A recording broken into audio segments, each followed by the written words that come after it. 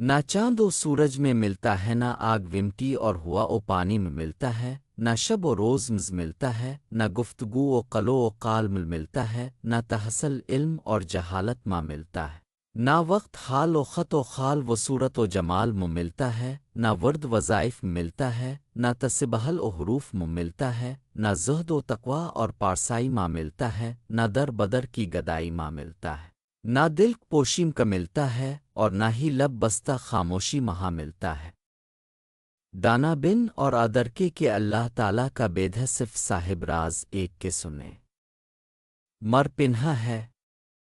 اگر تو آئے تو دروازہ کھلا ہے، اور نہ آئے تو اللہ بے ناہز ہے۔ مثنوی الہی تر الف بید ہر صاحب راز کے سنیت جلوہ گر ہے، تردی رحمت کا دروازہ ہر کسی کے لیے کھلا ہے، جو بھی ترے بارگاہ ہو عاجزی سے آتا ہے، وہ بھلا کب محروم رہتا ہے۔ دریائے وحدت الہی تو ہدی ہم شہی مومن کے دل مر معزن رہتا ہے۔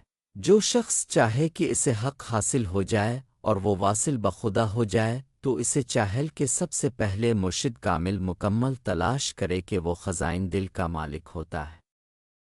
اسم اللہ ذات کے تصور اور ذکر اللہ کی تاثر سے فقرش کا وجود نور الہی سے پر ہوتا ہے۔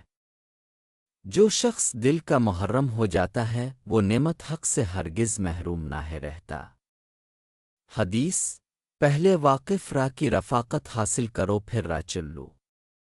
حدیث: اس کا دین ہی نہ ہے جس کا مرشد نہ ہے تی حدیث: جس کا مرشد نہ ہے اسے شیطانون گھرا لتم ہے۔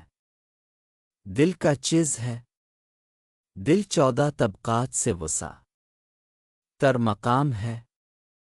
حدیث قدسی ما فرمان الہی ہے، مو نہ تو زمنم سماتا ہوں اور نہ ہی آسمانوں مہا سماتا ہوں، صرف بندہ مومن کے دل مل سماتا ہوں۔ حضور علیہ الصلاۃ والسلام کا فرمان ہے، بے شک اللہ تعالی نہ تو تمہاری صورتوں کو دیکھتا ہے اور نہ ہی تمہارے اعمال کو دیکھتا ہے، بلکہ وہ تمہارے دلوں اور تمہاری نتویہے کو دیکھتا ہے۔